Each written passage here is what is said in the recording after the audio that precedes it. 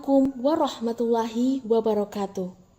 Hai teman-teman, selamat datang di podcast Ngaji Ngalir, tempat di mana kita ngobrolin hal-hal islami tanpa tegang, tanpa ngantuk, dan insya Allah bikin adem. Perkenalkan, nama saya Nurul Hasimah, dan hari ini kita bakal bahas sesuatu yang keren banget, yaitu jejak Rasul dari Gua Hiro ke dunia global.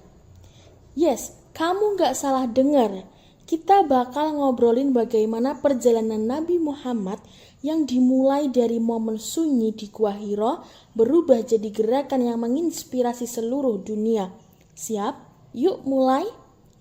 Jadi gini, coba bayangin kamu lagi sendirian di sebuah gua. Sunyi, sepi, gelap, cuma kamu dan suara hati. Nah, itulah yang dilakukan Rasulullah. Beliau sering menyepi di Gua Hiro buat merenung, mikirin kehidupan masyarakat Quraisy yang waktu itu ya bisa dibilang kacau. Banyak penyembahan berhala, ketidakadilan, bahkan bagi perempuan dikubur hidup-hidup. Dan di sanalah pada usia 40 tahun wahyu pertama turun yang berbunyi Iqra' bismi rabbikal ladzi khalaq, yang artinya bacalah dengan menyebut nama Tuhanmu yang menciptakan. Bayangin deh, satu ayat itu bisa mengubah sejarah dunia. Dari situ misi kenabian dimulai. Bukan cuma ngajarin sholat dan puasa, tapi ngajak orang buat berpikir, berakhlak, dan memanusiakan manusia. Yang keren adalah Rasulullah tuh bukan pemimpin biasa. Beliau lahir di tempat terpencil, tapi visinya mendunia. Meskipun awalnya hanya didengar oleh segelintir orang di Mekah, ajaran beliau tentang tauhid, keadilan, kasih sayang, dan akhlak mulia kemudian menyebar ke seluruh penjuru dunia.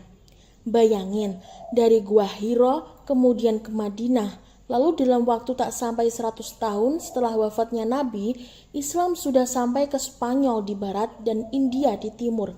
Hari ini kita bisa lihat ada jutaan orang di Eropa, Afrika, Asia, bahkan Amerika yang belajar Al-Quran, sholat, dan menyebut nama Nabi Muhammad. Sekarang pertanyaannya, apa hubungannya semua ini sama kita? Jawabannya banyak banget. Nabi mulai semuanya dari merenung dan memperbaiki diri. Maka kita juga bisa mulai dari hal kecil. Mungkin bukan dari gua, tapi dari kamar, dari hati. Kita bisa mulai dengan baca Al-Quran tiap hari, jaga lisan, jujur, dan bantu orang lain. Karena siapa tahu, jejak kecil kita hari ini jadi langkah besar di masa depan. Seperti Nabi Muhammad yang dari Gua Hiro, tapi jejaknya terasa sampai ke sosial media, ke sekolah, bahkan ke podcast ini. Teman-teman, hidup kita ini juga sebuah perjalanan. Dan setiap perjalanan butuh tujuan, butuh kompas, dan tentu butuh inspirasi. Semoga dengan mengingat jejak Nabi, kita bisa jadi pribadi yang makin baik, makin bijak, dan makin bermanfaat. Kalau kamu suka episode ini, jangan lupa share ke teman-temanmu ya, dan tulis di komentar jejak kecil apa yang ingin kamu tinggalkan di dunia ini. Sampai jumpa di episode selanjutnya. Aku Nurul Hasimah pamit dulu. Wassalamualaikum warahmatullahi wabarakatuh.